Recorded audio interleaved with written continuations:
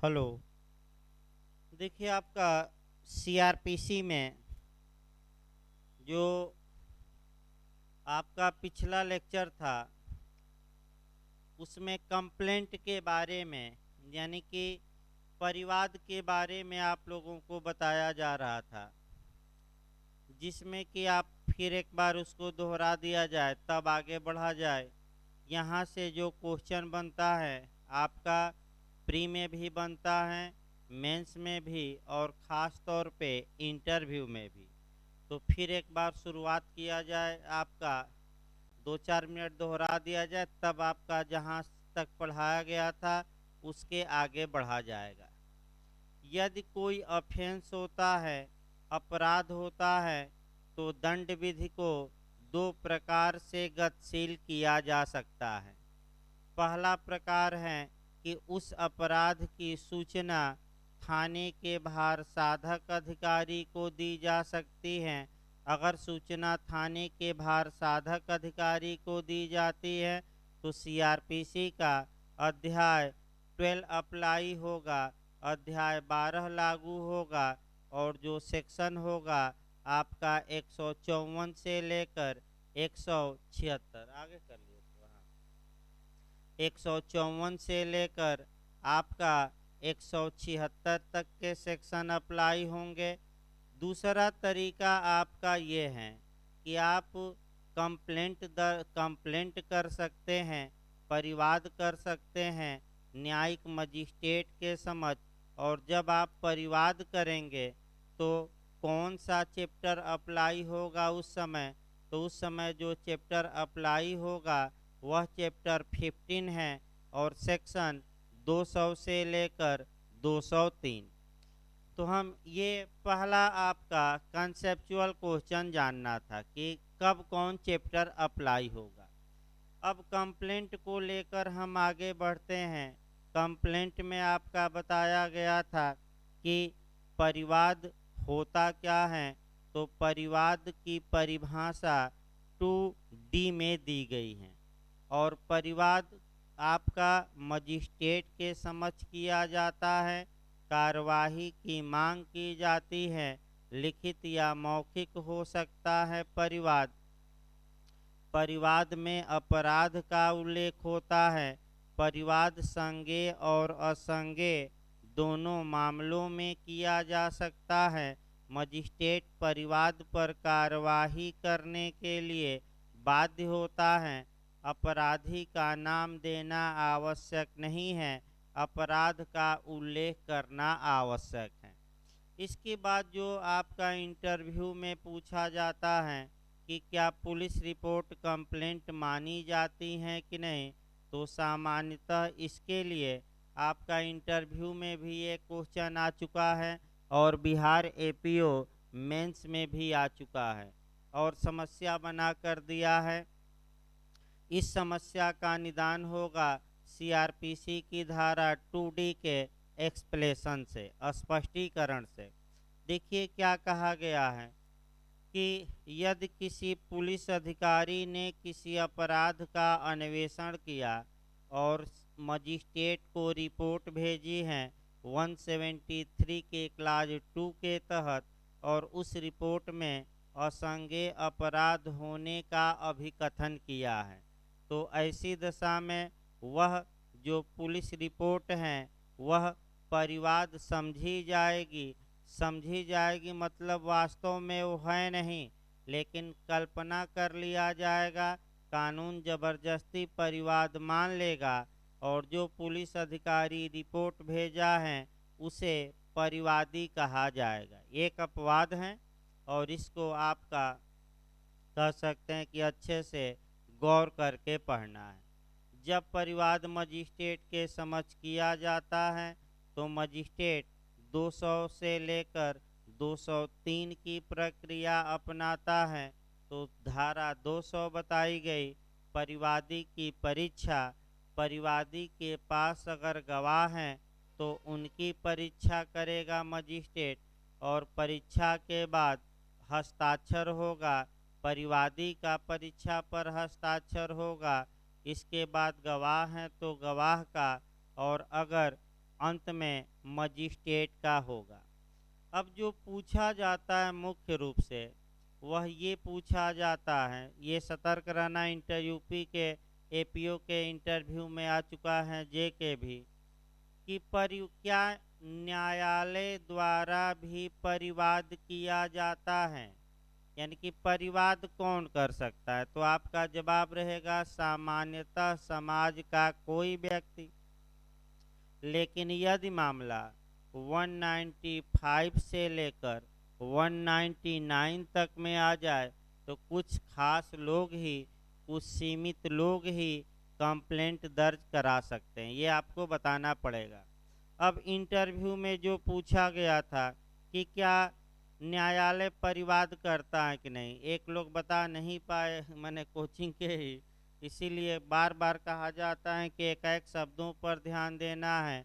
अगर इंटरव्यू में पूछे कि क्या न्यायालय परिवाद कर सकता है तो आपका जवाब रहेगा कि कुछ दशाओं में न्यायालय भी परिवाद करता है स्वतः, ये नहीं कि दूसरा आदमी करता है। तो आपका कौन सी कब कहाँ दिया गया है, तो आपका जवाब रहेगा सीआरपीसी की धारा 195 में। फिर पूछेगा कौन सी दशाएं हैं, तो न्यायालय की अवमानना हो गई, आपका मिथ्या साक्ष्य देना हो गया, मिथ्या साक्ष्य गढ़ना हो गया, इत्यादि इत्यादि दे दीजिएगा। अब हो सकता है कि यहाँ मिथ्या साक्ष्य देना, मिथ्या साक्ष्य गढ़ना पूछ ले आईपीसी में जाकर, या न्यायालय अवमान क्या होता है, मैंने वहीं आपका कोरिलेट करके एक ही लाइन उठाइए और एक लाइन से क्या करिए, आगे बढ़ते रहना है। तो 200 में आपका कुछ ऐसी कंडीशन भी दी गई हैं जहां की परिवादी की परीक्षा करने की आवश्यकता नहीं है, यदि परिवाद लोक सेवक द्वारा किया गया है, यदि परिवाद न्यायालय द्वारा किया गया है, इत्यादि। और ये बातें आपको कह सकते हैं कि बताई गई थी और आपका बताई गई थी ये बातें डिटेल में पिछले लेक्चर में। अब आइए आपका 201 देखा जाए। धारा 201, धारा 201 इस बिंदु पर मने आपका कह सकते हैं कि इस बिंदु को कवर करती हैं कि जिस मजिस्ट्रेट के समक्ष कंप्लेंट किया गया है, परिवाद किया गया है, यदि ऐसा मजिस्ट्रेट उस परिवाद पर उस अपराध का काग्निजेंस या संज्ञान करने के लिए कॉम्पिटेंट नहीं है, तो ऐसी दशा में आपका क्या प्रक्रिया अपनाई जाएगी। यानी कि इसका मतलब ये हुआ कि जिस मजिस्ट्रेट के समक्ष परिवाद किया गया है, अगर वह मजिस्ट्रेट उस अपराध का काग्निजेंस लेने का जुरिडिक्शन नहीं रखता, तो मजिस्ट्रेट द्वारा कौन सा प्रोसीजर अपनाया जाएगा। तो पहले बेयर एक्ट हमें देखना है और तब आपका अन्य चीज़ें देखनी है। देखिए आपका बेयर एक्ट, पहला बेयर एक्ट है, यदि परिवाद ऐसे मजिस्ट्रेट को किया जाता है जो उस अपराध का काग्निजेंस करने के लिए सक्षम नहीं है, तो दो क्लास दिए गए हैं। ए, यदि परिवाद लिखित है तो वह उसको समुचित न्यायालय में पेश करने के लिए उस भाव के पृष्ठांकन सहित लौटा देगा। यानी कि यदि परिवाद लिखित में किया गया है तो मजिस्ट्रेट पृष्ठांकित कर देगा, पृष्ठांकित में लिखेगा कि इस मामले में हमें काग्निजेंस लेने का जुरिडिक्शन नहीं है, आप कॉम्पिटेंट मजिस्ट्रेट के पास ये परिवाद दायर करिए। और यदि परिवाद लिखित में नहीं है तो पृष्ठांकित करने की कोई आवश्यकता नहीं है, लिखने की कोई आवश्यकता नहीं है, क्योंकि परिवाद मौखिक किया गया है, तो मौखिक रूप से ही परिवादी को मजिस्ट्रेट निर्देश देगा कि आप कह सकते हैं कि सक्षम मजिस्ट्रेट के पास जाइए। देखिए यहाँ इंटरव्यू में कैसे क्वेश्चन बनता है, थोड़ा उसको भी हमें आपका कब, अब ये क्वेश्चन इंटरव्यू का है कि आखिर कब किसी मजिस्ट्रेट को किसी मामले में काग्निजेंस लेने का जुरिडिक्शन नहीं होता। तो इसके लिए भाई अच्छे से आपका गौर करना है इस बिंदु पर। पहला पॉइंट आपका ये पकड़ना है। देखिए आपका फिर एक बार कंसेप्ट बना लीजिए, तब आगे 2-3 पॉइंट इसमें बताना पड़ेगा एक्स्ट्रा। पहला पॉइंट ये पकड़ना है कि सीआरपीसी में विभिन्न स्टेज बताए गए हैं, यानी कि विभिन्न आपका माने प्रक्रम बताए गए हैं, जहाँ के मजिस्ट्रेट को ये लगता है कि इस मामले में इंक्वायरी या ट्रायल करने की हमें अधिकारिता नहीं है, तो वह ऐसी दशा में या तो मुख्य न्यायिक मजिस्ट्रेट को यानी कि चीफ जुडिशियल मजिस्ट्रेट को या कोर्ट ऑफ सेशन को मामला सुपुर्द कर देता है। अब ये इंटरव्यू में पूछा जा सकता है कि 201 कब अप्लाई होगी, तो जब प्रारंभिक स्थिति में मजिस्ट्रेट को ये पता लगता है कि इस मामले में काग्निजेंस लेने की उसे जुरिडिक्शन नहीं है, तो ऐसी दशा में 201 लागू होगी। यानी कि याद रखिए प्रारंभिक स्थिति में माने शुरुआती दौर में ही। फिर आपका पूछ सकता है कि मान लीजिए मजिस्ट्रेट ने काग्निजेंस ले लिया, तब क्या होगा भाई, तब क्या होगा। तो अगला पॉइंट ये कवर करना है कि अगर मजिस्ट्रेट को जुरिडिक्शन नहीं था और मजिस्ट्रेट ने काग्निजेंस ले लिया, तो इसका इफेक्ट क्या होगा। तो इसका प्रभाव धारा 460 और 461 में दिया गया है, यानी कि 460 और 461।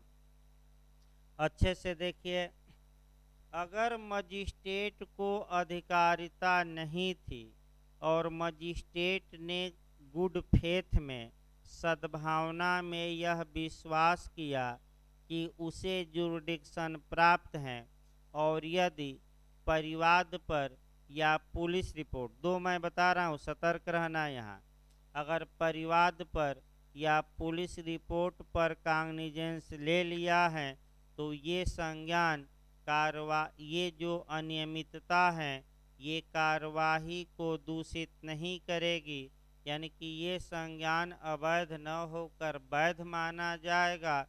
तो इसको वैध कहाँ घोषित किया गया है, तो वहीं आपका 460 के किस क्लाज में, ई में।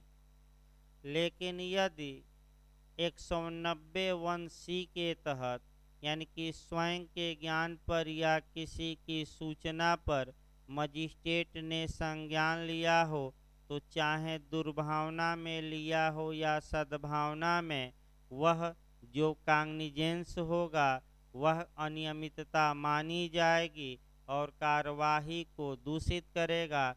यानी कि एक लाइन में वह अवैध होगा, तो वह अवैधता कहाँ जाएगी, तो 461 के। ये अगला क्वेश्चन। अब आगे देखा जाए भाई, यानी कि आपका 461 के कवर करना। अगला क्वेश्चन इसमें देखिए, अगर मजिस्ट्रेट को लगता है कि उसे अधिकारिता है, लेकिन बाद में आपका ये दिखता है कि अधिकारिता नहीं थी, तो मैं बता दूं तमाम आपका सेक्शन बने हैं और वो 2 सेक्शन कम से कम 3 सेक्शन लिखना है।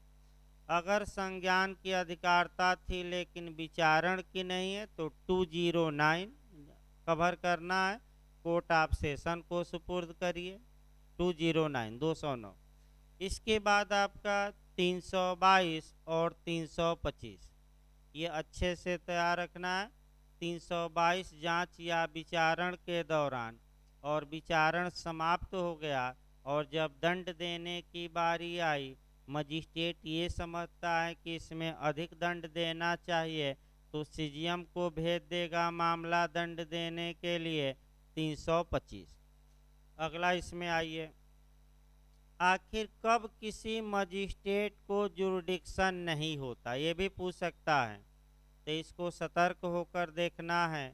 पहला, किसी मजिस्ट्रेट को अधिकारिता तब नहीं होती है जब मामला उसके स्थानीय अधिकारिता के बाहर का हो, यानी कि जो लोकल जुरिडिक्शन है यदि मामला उसका बाहर का हो तो सामान्यतः मजिस्ट्रेट को जुरिडिक्शन नहीं होता।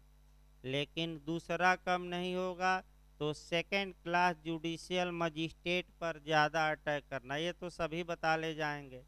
जो द्वितीय वर्ग न्यायिक मजिस्ट्रेट हैं उसको तभी अधिकारिता मिलती है संज्ञान की जब वह सीजीएम द्वारा अथराइज किया गया हो।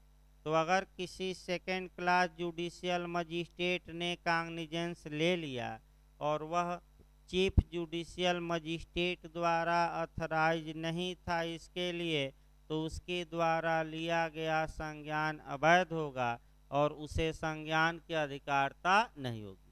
तो ऐसी दशा में 201 शुरुआती दौर में कहती है कि वह लौटा दे परिवाद को और परिवादी से कहे कि सक्षम मजिस्ट्रेट के पास क्या करिए, जाइए। भाई देखिए आपका तमाम नियम निकल गए इसी धारा से। इतना मैंने लोग समझते ही नहीं हैं कि 201 क्यों महत्वपूर्ण है, लेकिन 4-5 नियम इसमें से निकले। अब आगे देखा जाए आपका 202। 202 से भी आपका काफ़ी क्वेश्चन बना है भाई। आपका 202 से आपका क्वेश्चन इसलिए बनता है कि आपका नेचुरल जस्टिस का वायलेशन होता है। फिर एक बार कैसे नेचुरल जस्टिस का वायलेशन होता है आपका कह सकते हैं कि ये हमें देखना है। ध्यान से समझिए पहले, अभी बेयर एक्ट नहीं, यहाँ आपका 202 में 3-4 अटैकिंग पॉइंट हैं, उसी पॉइंटों को समझना है अच्छे से। देखिए आपका ये पूछा जाता है इंटरव्यू में, अच्छे से इसको तैयार रखना इंटरव्यू के लिए, कि क्या प्राकृतिक न्याय का उल्लंघन किया जा सकता है। तो आप 202 का उदाहरण दे सकते हैं। देखिए आपका 200, 200, 201, 202, इसमें थोड़ा एक लाइन हम बता दें तब और बेयर एक्ट का हम बताएंगे आपका क्या क्या इसमें महत्वपूर्ण बातें हैं। कि जब परिवाद किया जाता है तो परिवादी और उसके गवाहों की परीक्षा की जाती है। यहाँ अभियुक्त का कोई रोल नहीं होता और परिवादी और उसके गवाह की परीक्षा करके डायरेक्ट 204 में यानी कि धारा 204 में अभियुक्त को तलब किया जाता है। अभियुक्त के खिलाफ समन या आदेश जारी कर दिया जाता है। तो यहाँ नेचुरल जस्टिस का वायलेशन हुआ। आडी अल्ट्रम परटम, यानी कि दूसरे पक्षकार को भी सुना जाए, लेकिन अभियुक्त को बिना सुने ही आपका उसके खिलाफ आदेश का जारी कर दी जाती है। आपका ये सतर्क रहना है। नेचुरल जस्टिस का यहाँ क्या हो रहा है, उल्लंघन, फिर भी कार्यवाही वैध मानी गई है। अब देखिए आपका 202 क्या कहती हैं, बेयर एक्ट आपका तोड़ा जाए तब और देखा जाए। देखिए आपका आदेशिका के जारी किए जाने का मुलतवी करना यानी कि पोस्टपोन करना, यानी कि आदेशिका का जारी किया जाना, स्थगित करना, रोक दें, मुलतवी करना, निलंबित करना कह सकते हैं। इसका मतलब ये समझना है कि जब मजिस्ट्रेट ने धारा 200 के तहत परिवादी और उसके साक्षियों की परीक्षा की और यदि मजिस्ट्रेट को लगता है कि अभियुक्त के खिलाफ पर्याप्त आधार हैं कार्यवाही के, तो वह 202 नहीं देखेगा। 200 के बाद डायरेक्ट 204 के तहत अभियुक्त को तलब करने, अभियुक्त को हाजिर कराने के लिए आदेश का जारी करेगा। समन मामलों में सामान्यतः समन और वारंट मामला है तो गिरफ्तारी का वारंट। पहला नियम याद रखना है। 200 के बाद कहाँ पहुँच जाएगा वह? 204 में। दूसरा पॉइंट ये याद रखना है कि यदि 201 के तहत मजिस्ट्रेट कार्यवाही करता है तो 204 के तहत आदेश का जारी नहीं करता, क्योंकि वह परिवाद को लौटा देता है कि आप दूसरे सक्षम मजिस्ट्रेट के पास जाइए। तीसरी कंडीशन बनाई जाए, यदि 200 के तहत परिवादी और उसके गवाहों का एग्जामिनेशन किया गया और मजिस्ट्रेट को लगता है कि अभी पर्याप्त आधार नहीं है, तब वो चाहे तो 202 की कार्यवाही कर सकता है। ये इंटरव्यू का भी क्वेश्चन है, यानी कि 202 की कार्यवाही करना आपका आवश्यक नहीं है। तो जब 202 की कार्यवाही मजिस्ट्रेट संपादित करता है तो 204 में अभी आदेश का जारी नहीं करेगा, यानी कि मजिस्ट्रेट इस बात से संतुष्ट हो जाए पूरी तरह कि पर्याप्त आधार परिवाद पर कार्यवाही करने के लिए हैं, इसलिए 202 के तहत 202 के तहत मजिस्ट्रेट को पावर दिया गया है। देखिए क्या आपका पावर है क्या नहीं है, एक एक अच्छे से समझिए। यदि कोई मजिस्ट्रेट ऐसे अपराध का परिवाद प्राप्त करने पर जिसका संज्ञान करने के लिए वह प्राधिकृत है मन अधिकारता रखता है, या जो धारा 192 के अधीन उसके हवाले किया गया है, यानी कि 192 में क्या है तो सीजीएम काग्निजेंस लिए और जांच या विचारण किसको सौंप दिए हैं? अपने किसी अधीनस्थ मजिस्ट्रेट को। अब अगला शब्द देखिए, ठीक समझता है। ठीक समझता मतलब उसे उचित लगे। और ऐसे मामले में जहां अभियुक्त ऐसे किसी स्थान में निवास कर रहा है जो उस क्षेत्र से परे हैं जिसमें वह अपनी अधिकारता का प्रयोग करता है, यानी कि अभियुक्त उसकी अधिकारता के क्या हैं? बाहर। अभियुक्त के विरुद्ध आदेश का जारी किया जाना मुलतवी कर सकता है, यानी कि 202 का अप्लाई करना बाध्यकारी नहीं है। चाहे तो 200 के बाद मजिस्ट्रेट डायरेक्ट किस पर काम कर दे? 204 धारा पर, या अगर ठीक समझता है तो 202 पर। अगला देखिए आपका शब्द सा चल रहा है। आदेश का जारी किया जाना मुलतवी कर सकता है और यह विनिश्चय करने के प्रयोजन से, यानी कि यह निर्धारित करने के उद्देश्य से कि कार्यवाही करने के लिए सफिशिएंट बेस या पर्याप्त आधार हैं अथवा नहीं, यानी कि कार्यवाही करने के पर्याप्त आधार है या नहीं, तो क्या क्या कर सकता है इस बात से संतुष्ट होने के लिए? तो तोड़ लेना है बैरक, या तो स्वयं ही मामले की जांच कर सकता है, यानी कि स्वतः मामले की क्या कर सकता है, यानी कि परिवादी से कह सकता है कि आप और साक्ष्य लाइए, हाँ, और तब हम 204 की कार्यवाही करेंगे। दूसरा देखिए, या किसी पुलिस अधिकारी द्वारा या अन्य ऐसे व्यक्ति द्वारा जिसको वह ठीक समझे अन्वेषण किए जाने का निर्देश दे सकता है, यानी कि पुलिस अधिकारी को या किसी अन्य व्यक्ति को किसका आदेश दे सकता है? क्या किए जाने का? इन्वेस्टिगेशन। अब देखिए समस्या यहाँ क्या बनती है। आपका इंटरव्यू में भी क्वेश्चन बनता है और अच्छा क्वेश्चन बनता है कि भाई मजिस्ट्रेट इन्वेस्टिगेशन का आदेश दे रहा है तो अंतर क्या है। तो आपका अंतर दिखाना पड़ेगा। 155 के क्लाज 2 को पूछता है, 156 के क्लाज 3 को, 159 को और T202 को। जो ज़्यादातर क्वेश्चन अब तक बने हैं 156 3 और 202 से ही बने हैं।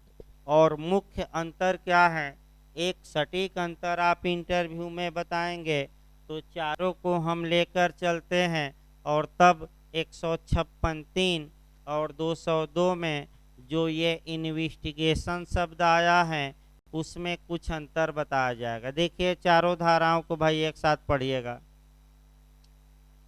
देखिए अगर मामला नॉन कॉग्निजेबल है, असंज्ञेय है, तो मजिस्ट्रेट के आदेश के बिना इन्वेस्टिगेशन नहीं हो सकता। ये स्पष्ट रूप से आपका 155 का क्लाज 2 बताता है। तो यदि मजिस्ट्रेट अन्वेषण का आदेश देता है असंज्ञेय मामलों में 155 के क्लाज 2 में, इसका मतलब ये हुआ कि मजिस्ट्रेट अभी उस अपराध का कॉग्निजेंस नहीं लिया है, अभी न्यायिक कार्यवाही शुरू नहीं हुई है, अभी पुलिस कार्यवाही चल रही है, न्यायिक कार्यवाही नहीं। दूसरा देखिए मजिस्ट्रेट 156 के क्लाज 3 के तहत भी इन्वेस्टिगेशन का आदेश दे सकता है, लेकिन सभी मामलों में नहीं। यह सेक्शन किसके लिए है, केवल और केवल कॉग्निजेबल ऑफेंस यानी कि संज्ञेय अपराध।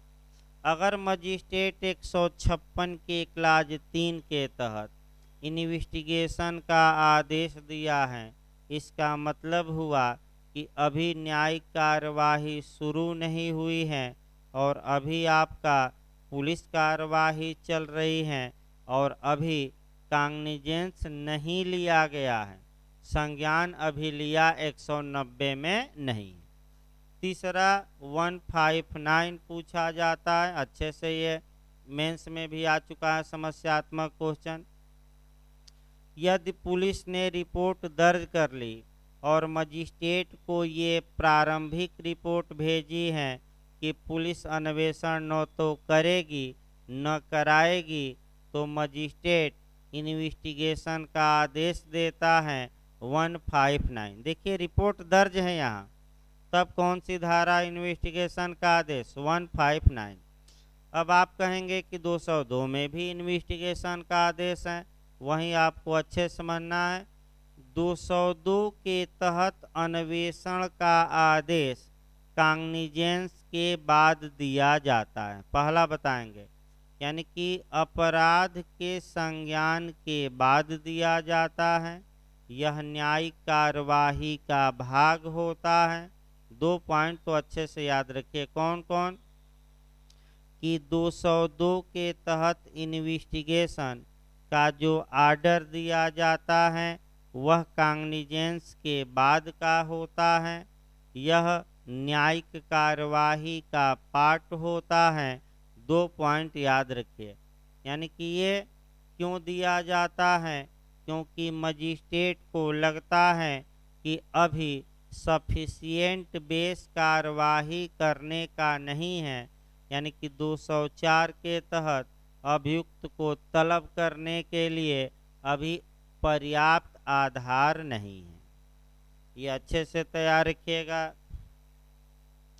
इसमें आपका जो और बातें जाननी है, अभी तो आपका यहाँ नेचुरल जस्टिस का वायलेशन करना है। देखिए आपका यहाँ प्राकृतिक न्याय का उल्लंघन किया जाता है। कैसे, जब मजिस्ट्रेट 202 के तहत जांच करता है तो उस दौरान अभियुक्त को जांच में हस्तक्षेप करने या जांच में अपनी बात रखने का कोई अधिकार नहीं होता। याद रखिए, कोई अधिकार नहीं होता।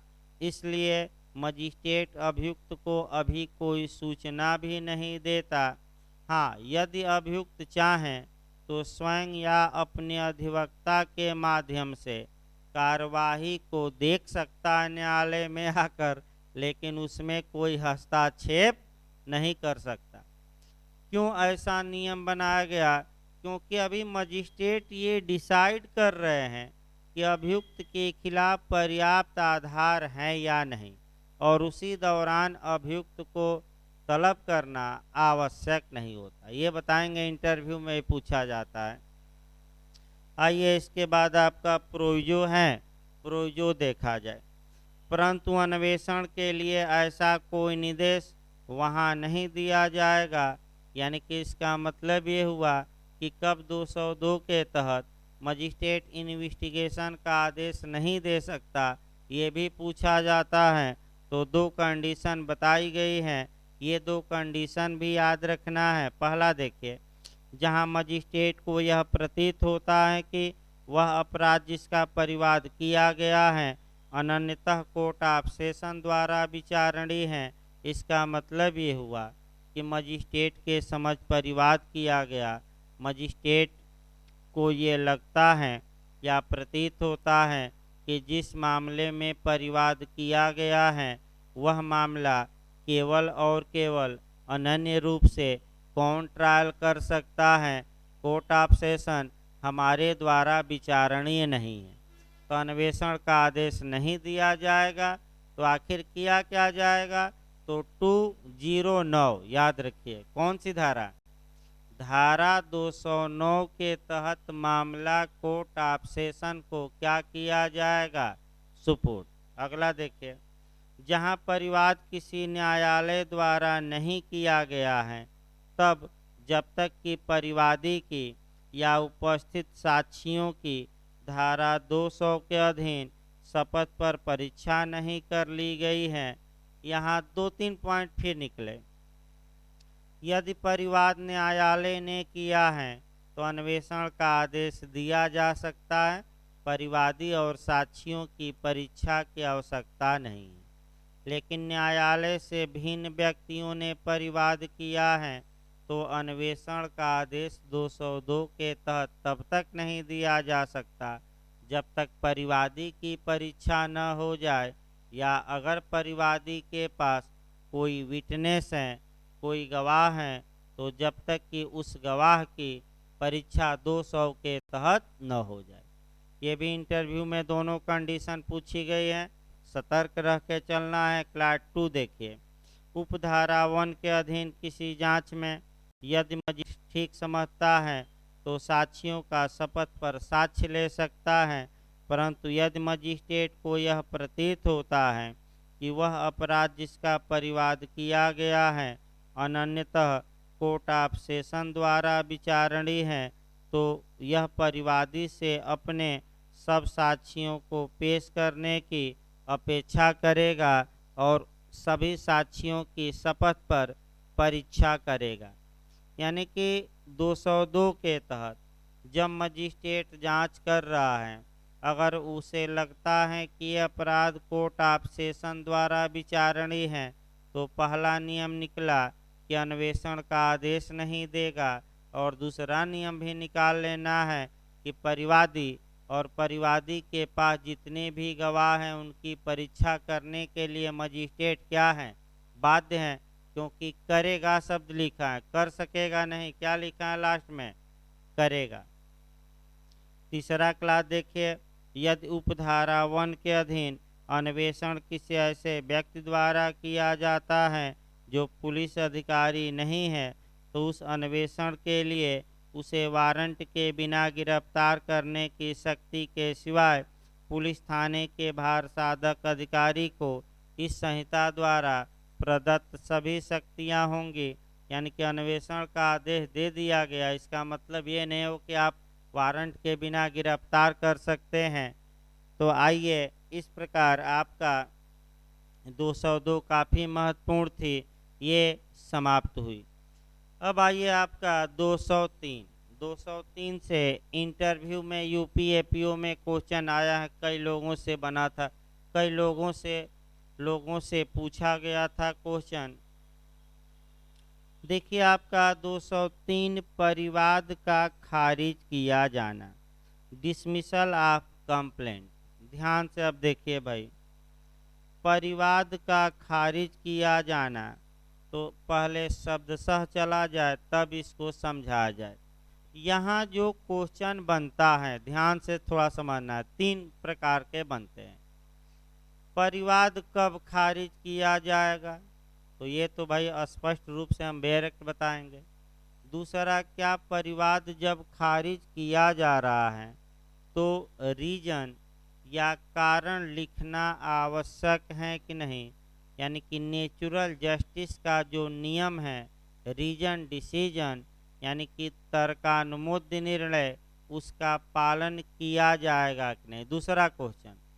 तीसरा क्वेश्चन यहाँ से निकलता है कि यदि परिवाद खारिज कर दिया गया लेकिन रीजन नहीं बताया गया, तो वह खारिजी का जो आदेश होगा वैध होगा कि अवैध होगा।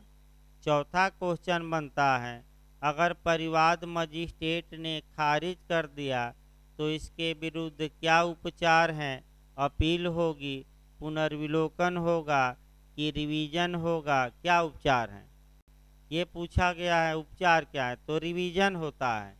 कोर्ट ऑफ सेशन के समक्ष आप क्या करा सकते हैं, रिवीजन।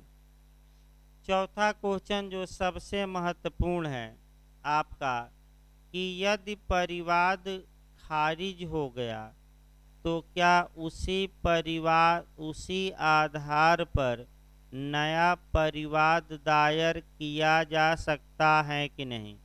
ये सबसे महत्वपूर्ण क्वेश्चन है जो आपका इंटरव्यू में भी पूछा जाता है। यानी कि आइए आपका कह सकते हैं कि अब एक एक पॉइंटों को हम देखते हैं। देखिए आपका परिवाद का खारिज किया जाना, पहले बेयर एक्ट की भाषा कवर की जाती है और तब आपका और चीज़ें देखी जाती हैं। देखिए बेयर एक्ट, यदि परिवादी के और साक्षियों के शपथ पर किए गए कथन पर यदि कोई हो, और धारा 202 के अधीन जांच या अन्वेषण के यदि कोई हो, तो फिर दोनों धाराओं को कोरिलेट करिए। धारा 200 में प्रावधान था कि मजिस्ट्रेट परिवादी की परीक्षा करेंगे और यदि परिवादी के पास कोई गवाह है तो उसकी भी शपथ पर परीक्षा की जाएगी। 202 क्या है, यदि मजिस्ट्रेट को लगता है कि अभी पर्याप्त आधार नहीं है तो मजिस्ट्रेट स्वयं और जांच कर सकते हैं या पुलिस या किसी अन्य व्यक्ति को से इन्वेस्टिगेशन करा सकते हैं। आइए आगे बढ़ा जाए। परिणाम पर यानी कि परिवादी है तो उसका बयान देखा गया, गवाह गवाही दिया उसका बयान, इन्वेस्टिगेशन हुआ तो उसकी रिपोर्ट देखी गई, यानी कि परिणाम यानी कि सबको देखा गया। परिणाम पर विचार करने के पश्चात मजिस्ट्रेट की यह राय है कि कार्यवाही करने के लिए पर्याप्त आधार नहीं है। इसका मतलब ये हुआ कि इतना प्राइमा फेसाई, इतना साक्ष्य नहीं है जिससे यह कहा जा सके कि अभियुक्त ने अपराध किया। ये प्राइमा फेसाई कहा जाता है भाई, याद रखिएगा क्या कहा जाता है, प्राइमा फेसाई या प्रथम दृष्टया। फिर एक बार देखिए, यह राय है कि कार्यवाही करने के लिए पर्याप्त आधार नहीं है तो वह परिवाद को खारिज कर देगा और ऐसे प्रत्येक मामले में वह ऐसा करने के अपने कारणों को संक्षेप में अभिलिखित करेगा। यानी कि पर्याप्त आधार नहीं मिला तो परिवाद क्या कर दिया गया, खारिज कर दिया गया। लेकिन अब बेयर एक्ट क्या बताता है, रीजन लिखना पड़ेगा कि नहीं, लिखना पड़ेगा। स्पष्ट बताता है कि आप संक्षेप में परिवाद खारिज करने का क्या लिखिए, कारण। यहीं से उठाना है भाई कि अगर खारिज कर दिया गया पहला क्वेश्चन और रीजन नहीं लिखा गया तो ऐसी दशा में वह खारिजी का आदेश क्या होगा, अवैध होगा। पॉइंट पकड़ना है भाई, खारिजी का आदेश क्या होगा, अवैध होगा। अब जो अच्छा क्वेश्चन आपका बनता है, आपका अच्छे से आपका कवर करना है लास्ट में 203 के, इसमें दिया नहीं गया बैरेक्ट में, लेकिन ये क्वेश्चन आपका ज़्यादा पूछा जा रहा है। देखिए, यदि कोई कंप्लेंट 203 के तहत डिसमिस हो गया तो क्या उसी बेस पर आप नया कंप्लेंट या दूसरा परिवाद कर सकते हैं कि नहीं, ये याद रखिएगा। तो पहले आपका जनरल रूल बताना है। सामान्य नियम ये है कि जब एक बार परिवाद खारिज हो जाता है तो उस आधार पर दूसरा परिवाद दायर नहीं किया जा सकता। ये सामान्य नियम है, यानी कि जब एक बार परिवाद खारिज हो जाता है तो उसी आधार पर सामान्यतः दूसरा परिवाद दायर नहीं किया जा सकता। लेकिन ये विधि का पूर्ण नियम नहीं है, इसके अपवाद हैं और वहीं अपवाद इंटरव्यू में पूछे जाते हैं। मेंस में लिखते समय भी थोड़ा लिखना पड़ेगा अपनी भाषा में। अब कौन कौन अपवाद हैं जहाँ की उसी आधार पर आप नया परिवाद कर सकते हैं, तो इसको आधार बताना पड़ेगा। पहला आधार बताइएगा कि यदि परिवाद डिसमिस किया गया हो और कारण न लिखा गया हो, लिख लीजिए अलग से। पहला आधार क्या है नया परिवाद का, यदि परिवाद खारिज किया गया हो और क्या न बताया गया हो मजिस्ट्रेट द्वारा, रीजन, यानी कि परिवाद खारिज किया गया लेकिन मजिस्ट्रेट ने कारण न बताया हो।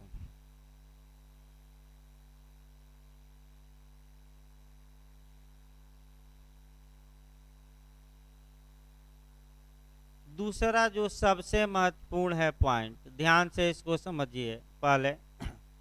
यदि परिवाद किया गया, परिवाद में साक्ष्य दिया गया, लेकिन परिवाद खारिज होने के बाद कोई नया साक्ष्य मिला जिसे परिवादी उचित सतर्कता और सावधानी बरतने के बावजूद भी पेश नहीं कर सकता था जब वह पहला परिवाद किया था। यानी कि आपका शॉर्टकट में इसको हम लिख सकते हैं कि कुछ नए साक्ष्य का पता चलना, ये अच्छे से तैयार रखिएगा। यानी कि कुछ नया एविडेंस अब मिल गया है या कुछ नया साक्ष्य मिलना। फिर एक बार समझिए, शॉर्टकट में लिखवाया हूँ। परिवाद खारिज हो गया, खारिज होने के बाद परिवादी को उस मामले में कोई नया एविडेंस मिला है तो वह उसी विषय को लेकर नया परिवाद कर सकता है। लेकिन सतर्क ये रहना है, यहाँ परिवादी को दिखाना पड़ेगा कि उचित सावधानी मैं बरता, अब फिर भी जब मैं पहला परिवाद किया था ये साक्ष्य मेरे हाथ में नहीं आया था, यानी कि ये साक्ष्य मैं नहीं ढूंढ पाया था, ये नहीं कि सो गया था, उचित सावधानी बरता, ये दिखाना पड़ेगा। तीसरा देखिए आधार, यदि परिवाद खारिज किया करने का आदेश में स्पष्ट गलती दिखती हो, यानी कि परिवाद खारिज करने के आदेश में स्पष्ट गलती दिखती हो, यानी कि गलती से खारिज हो गया हो,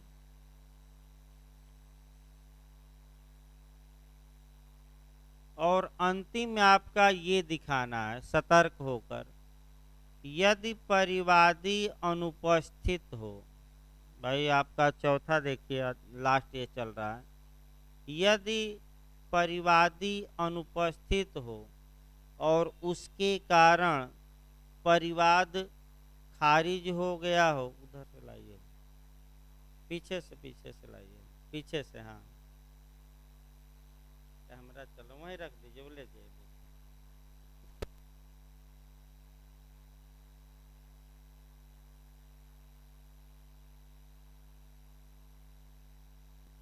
यदि परिवाद खारिज कर दिया गया हो तो परिवादी के पास दो विकल्प हैं। पहला, रिस्टोरेशन, रीस्टोर करना, यानी कि परिवाद को पुनः स्थापित करना, यानी कि वह परिवादी आए और अनुपस्थिति का उचित कारण बताए तो परिवाद रीस्टोर किया जाता है। और दूसरा, कारण दिखा दे और नया परिवाद भी कर सकता है, यानी कि नया परिवाद कर दे या रीस्टोर कराए। रिस्टोर से ये होता है कि जब परिवाद किया गया था उसी दिन से आपका परिवाद चालू माना जाएगा, ये होता है रिस्टोरेशन। तो ये आपका 4 उपाय बताए गए। फिर एक बार लास्ट में हम बता दें, यदि एक बार परिवाद खारिज कर दिया जाता है तो सामान्यतः उस विषय पर दूसरा परिवाद नहीं किया जा सकता, लेकिन ये विधि का पूर्ण नियम नहीं है। 4 ऐसी कंडीशन हमने बताई कि उसी विषय पर नया परिवाद किया जा सकता है, और यही इंटरव्यू में आपका पूछा गया था। तो पहला आपका, एक तो आप खारिजी का ये बता सकते हैं, लेकिन जो अटैक इसमें करना है दूसरे पॉइंट को, कि माने खारिज होने के पश्चात कोई नया साक्ष्य मिला हो और वह ऐसा साक्ष्य हो जो परिवादी समुचित सतर्कता और सावधानी बरतने के बावजूद भी उस समय पा नहीं सकता था। तो इस प्रकार अभी अगला लेक्चर भी सीआरपीसी चलेगा, कुछ आपका खींचा जाएगा कोर्स सीआरपीसी का ही। आपका छोटी छोटी धाराएं हैं तो इधर निकाल दिया जाए।